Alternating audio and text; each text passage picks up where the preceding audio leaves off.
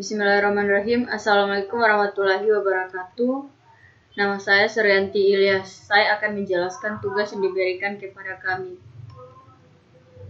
Yang pertama, pertanyaannya yaitu jelaskan ciri masing-masing generasi komputer pada generasi 1 sampai generasi ke-5. Yang pertama, ciri komputer generasi pertama. Komputer generasi pertama mempunyai ciri-ciri sebagai berikut. Yang pertama, komponen yang dipergunakan adalah tabung hampa udara atau vacuum tube untuk sirkuitnya. Yang kedua, program hanya dapat dibuat dengan bahasa mesin atau assembler. Yang berikut, ukuran fisik komputer besar, memerlukan ruang yang luas. Yang berikut, cepat panas. Kemudian prosesnya kurang cepat, kapasitas penyimpanan kecil, memerlukan daya listrik yang besar, dan orientasi pada listrik pada aplikasi bisnis. Yang kedua yaitu ciri komputer generasi kedua. Komputer generasi kedua mempunyai ciri sebagai berikut. Yang pertama, sirkuitnya berupa transistor. Program dapat dibuat dengan bahasa tingkat tinggi atau high level language seperti Fortran, COBOL, dan Algol. Yang berikut, kapasitas memori utama sudah cukup besar. Ukuran fisik komputer lebih kecil dari komputer generasi pertama. Proses operasi sudah cepat, membutuhkan lebih sedikit daya listrik, berorientasi pada bisnis dan teknik. Yang ketiga, ciri komputer generasi ketiga. Komputer generasi ketiga memiliki ciri-ciri sebagai berikut. Komponen yang digunakan adalah IC atau Integrated Circuits. Peningkatan dari software-nya, pemrosesannya lebih cepat, kapasitas memori lebih besar, penggunaan listrik lebih hemat, bentuk fisik lebih kecil, dan harganya semakin murah. Yang berikut, ciri komputer generasi keempat. Komputer generasi keempat mempunyai ciri sebagai berikut, yaitu menggunakan Large Scale Integration atau LSI. Dikembangkan komputer mikro yang menggunakan mikroprosesor dan semikonduktor yang berbentuk chip atau memori komputer. Yang berikut, ciri komputer generasi kelima. Komputer generasi kelima sedang dalam pengembangan. Komponen yang digunakan adalah VLSI atau Very Large Cell Integration.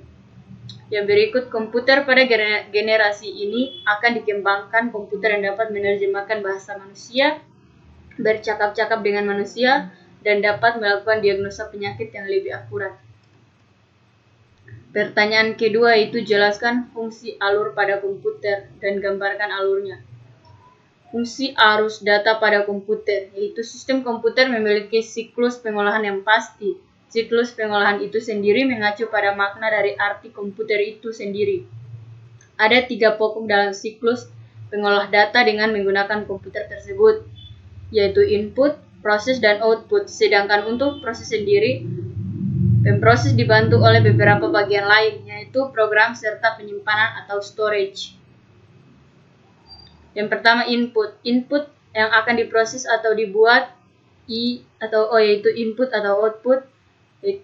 Proses pengolah data yang dimasukkan memori, yaitu tempat penyimpanan data sementara saat data diproses. Storage, tempat penyimpanan data secara permanen setelah diproses.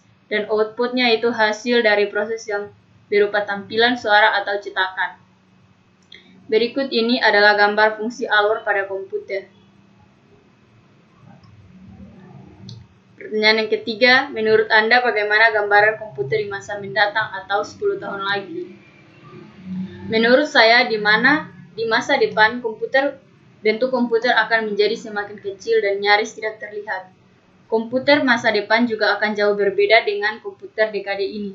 Pasalnya, komputer sudah terpasang pada semua perangkat sehari-hari yang kita gunakan. Pertanyaan yang keempat, mengapa manusia sangat bergantung dengan komputer? Berikan pendapat Anda.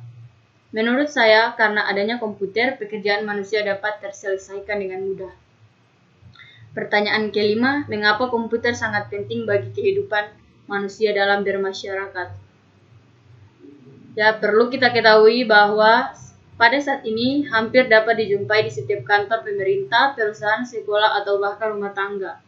Dalam melakukan pekerjaan, mereka sangat bergantung pada komputer. Komputer tidak lagi hanya digunakan sebagai pengganti mesin tik ataupun alat hitung, namun kini juga banyak digunakan dalam membantu pembuat keputusan penting. Ya, mungkin itu saja penjelasan dari tugas saya. Terima kasih. Assalamualaikum warahmatullahi wabarakatuh.